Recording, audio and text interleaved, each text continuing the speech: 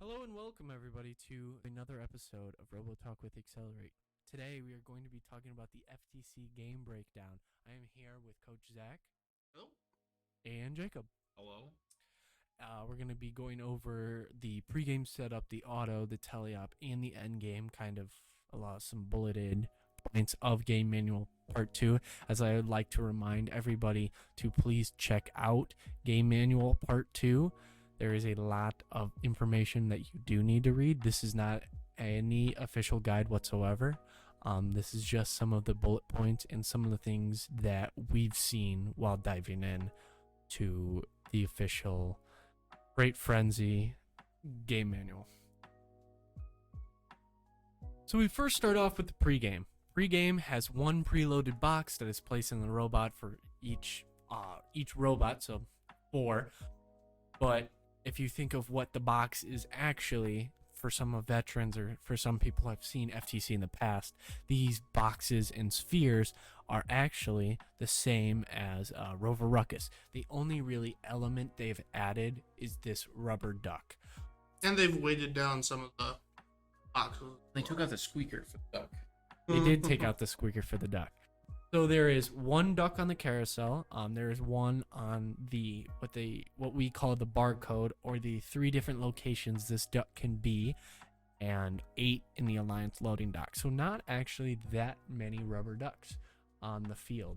Not as much as the spheres and cubes. Yeah, and you could also have it interchanged with your the team marker.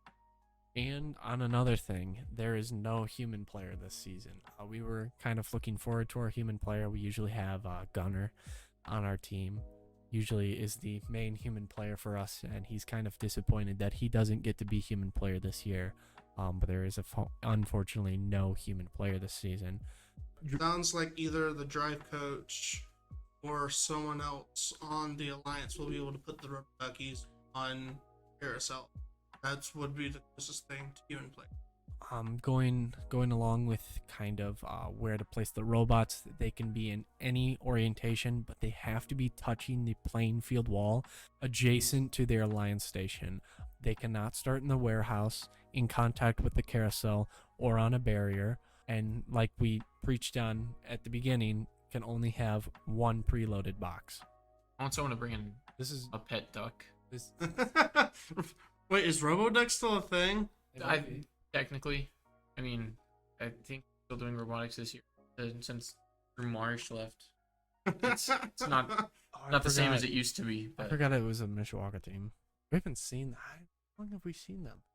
They were fairly newish, because I remember when we first started. They started, or like they were. No, it was when we did meets here. So it was our second year. Yeah. Now moving on to auto. There are several different ways you can achieve points. One of which is the carousel. You can deliver the pre-placed duck from the carousel to the ground floor. It's 10 points. And we kind of have an open recommendation that every team should be and is most likely fully capable of doing this. Make sure, though, there is a ruling on it that it does not hit your robot while you are releasing that duck into the playing field. It has to go from the carousel to the ground floor. So, as we talked about before, the barcode is one of the biggest ways, one of almost the biggest ways to earn points in Autonomous. So, when a robot uses the pre-placed duck to detect and place that scoring element on a Alliance specific hub, earns 10 points. And if you use your team shipping element instead of the duck, to know where to put it in that Alliance specific hub, or earns 20 points. This might be difficult for some teams, but TensorFlow is a really good option that you can use. It's free, and they update it every year, and all you need is a camera. And if you're still using a phone, you can actually use. I don't know how good of a quality it is. Yeah, you don't need a extremely well quality, as long as you have good, as long as the camera can see and realize that it's a duck, and then it's just a matter of logistics. If it's on the left, it goes here. If it's in the middle, it goes here. If it's on the right, make sure you are fact checking. Make sure it's the official release, and find different resources to help you. TensorFlow is not super easy, but if you have time, it is a very viable option to do. There's a lot of different range findings, lighting you have to deal with that you have to take into account. But if you are willing to take on a challenge this year, TensorFlow could improve your auto from like 0 to hero. Like you can have a phenomenal auto just by using TensorFlow. Truthfully, like, even if you're a new, still look into it. Still something that you can use in future seasons. If you don't use it this season, then you could use it for future, because I have a feeling that Vision and TensorFlow, that's going to be the drawn out of just determining autos. Yeah, we always recommend you try something new at least once a year, at least one thing every year, so you can slowly improve, because nobody is a world-class team on day one. Everybody needs to grow. Everybody needs to know their strengths and weaknesses. And just seeing if you can learn TensorFlow can make a world of difference, not only in FTC, but in the real world. If you do not want to go down that route, you can put a piece of freight, each piece of freight, whether that's on your robot or you're grabbing some from the Alliance storage unit, you can get 2 points. But if it's in the Alliance specific storage unit, Orange earns 2 points. But if it's on the Alliance shipping hub, regardless of level, it earns 6 points. Also, if you don't even want to do any of that, you can just drive into the Alliance storage unit. That earns 3 points. And if it's parked completely in that storage unit, you earn 6 points. If you're parked in the warehouse closest to the robot's corresponding Alliance station, it earns 5 points. And completely parked in the warehouse, closest to the corresponding Alliance station, it earns 10 points.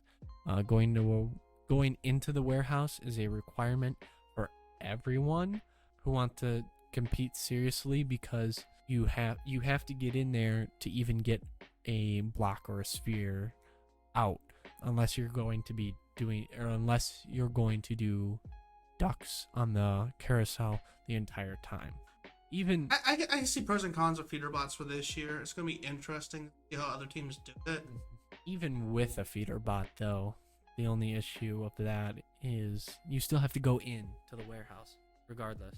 Yeah. Like, because there's not, I feel like there's not going to be a whole lot, because you can only grab one at a time.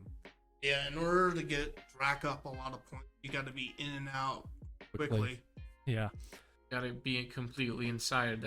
I think someone's already had a league meet where they didn't know that they had to completely cross the barrier house walls. No, it's called the little black barrier. bars that block Yeah, themselves. you You can't. have to go completely over, and I think there was a team who didn't know that, and it was their first league meet.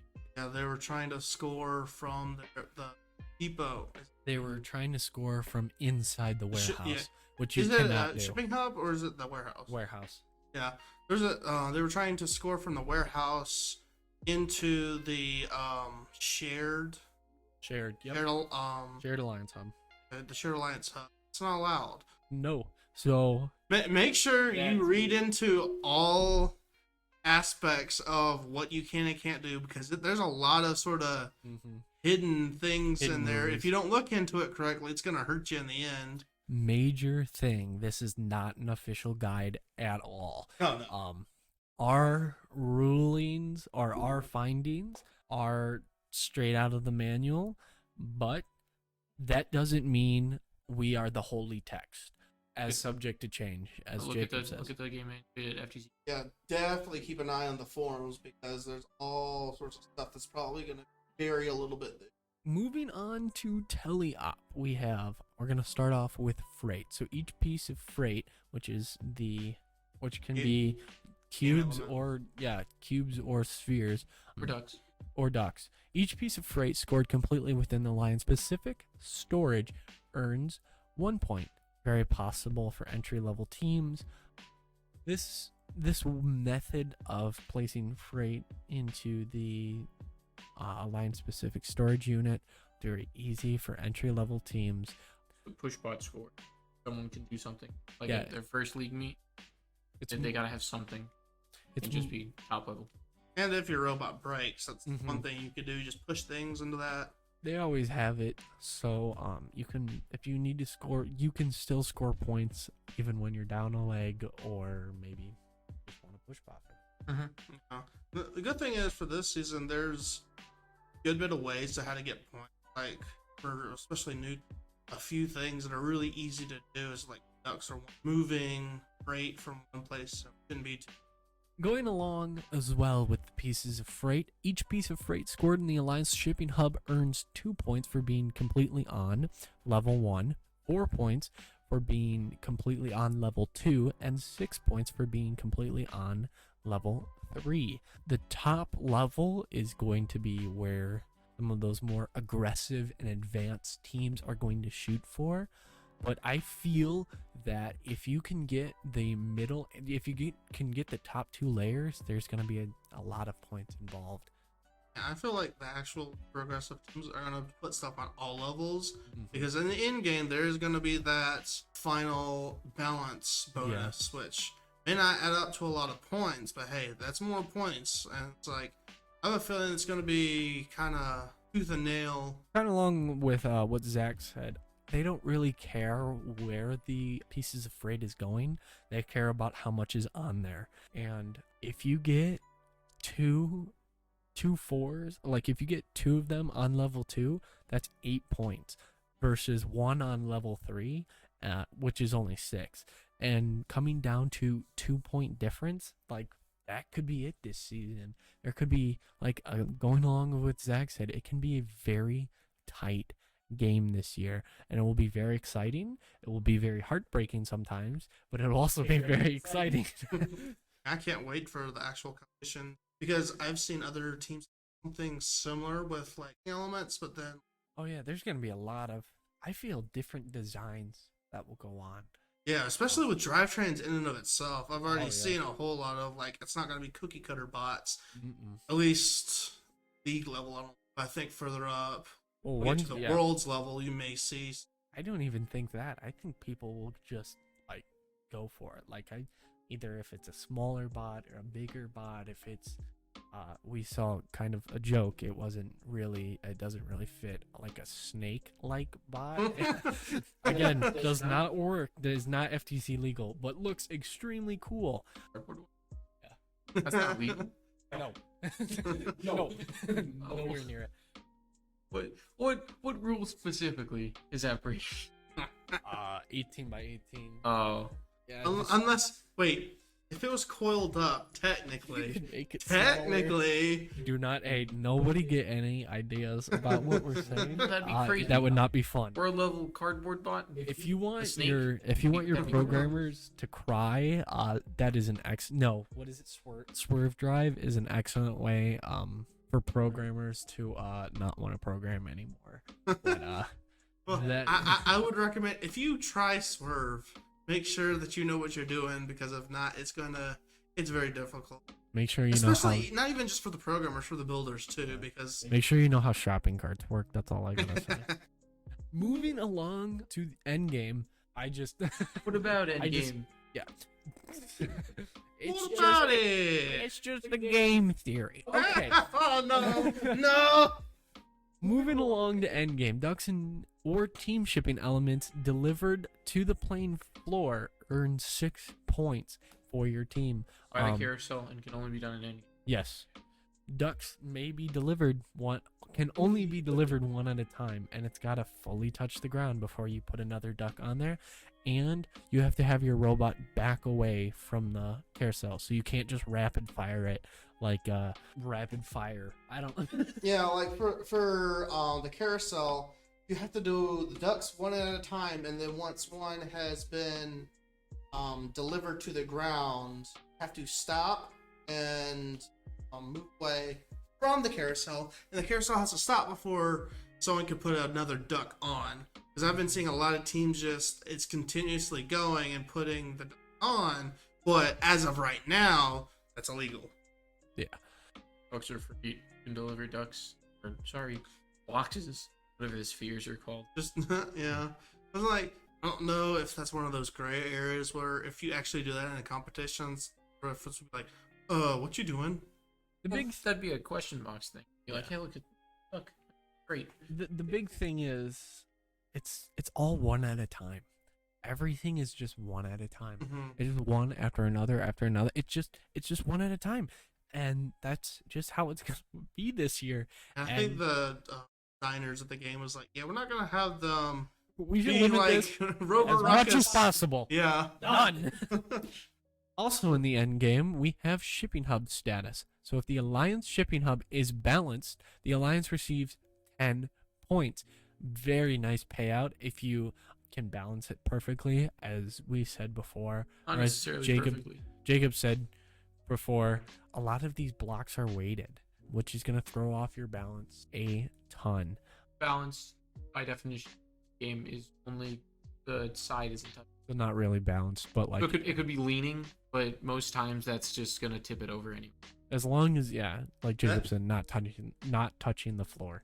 Yep, and that's where sort of strategy comes in hand. Just like, say, if you just put all of the elements top in the third level and the second level, then it's going to be really hard to try and counter out that balance, because the top level, there's no ribs on it. It's very smooth, so they're not going to get stuck on something.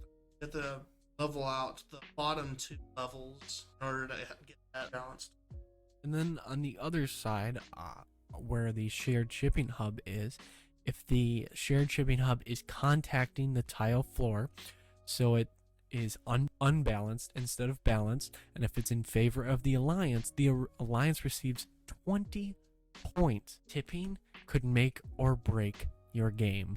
Again, it is a 20-point difference, but be careful, because you cannot descore any of the elements on the opposite side, which won't be hard if you only put freight in there. But if you put a big swinging arm that's like a hammer going towards a block of wood on the edge of a table, it's gonna fly everywhere, and that results in multiple major penalties that could break your game. But if you can get it just unbalanced enough where you have you don't even have to worry, like whatever they do won't like rebalance it.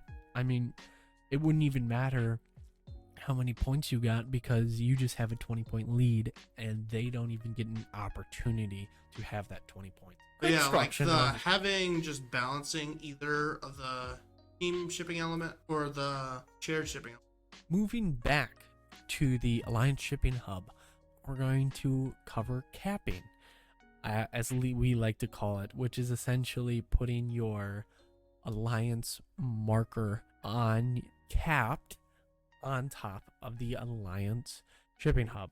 If the team shipping element, because that is what it's called.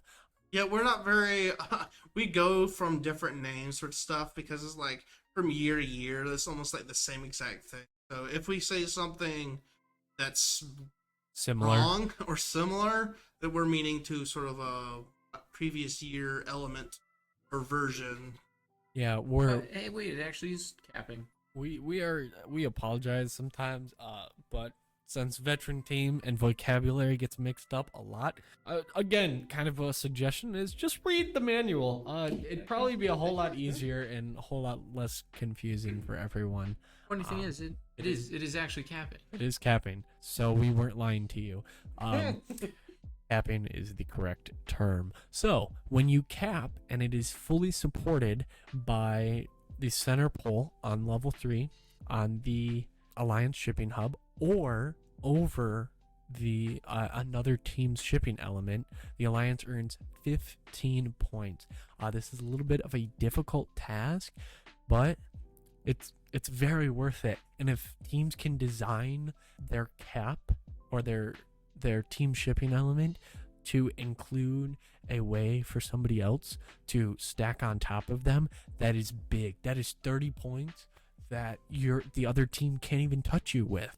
And that will also make or break your game. Going on at the very end, kind of there's always been this every year is parking. If it's parked kind of in the warehouse, it earns only 3 points, but if it's completely in that warehouse, 6 points. No alliance specific storage. Because as long as you're in that area, Oh yeah. you're like on either side. As long as you're over. As long as you're over that barrier, you are crystal clear. It does Well, not the barrier itself, the white line. Well, yeah. because- As long as you're partially over the white line, you get 3 points. If you're completely over, it's 6. Does not matter. Like, you can just get in somebody's way legally get in another robot's way and stop possibly preventing them from getting that 6 points. And then another different from last year kind of scoring is pretty much not exactly live. Like last year they had to count rings going into the thing live, but this year a lot of the scoring is going to happen after the match is done because it just counts. It doesn't count like the movement of most things except for like the ducks. As like if you put it in either your alliance hub, shared hub, if it's knocked out, no points. Gotta all be there at the end. Which that's sort of for some tapping, you actually knock over all your points in there. Good. Not good.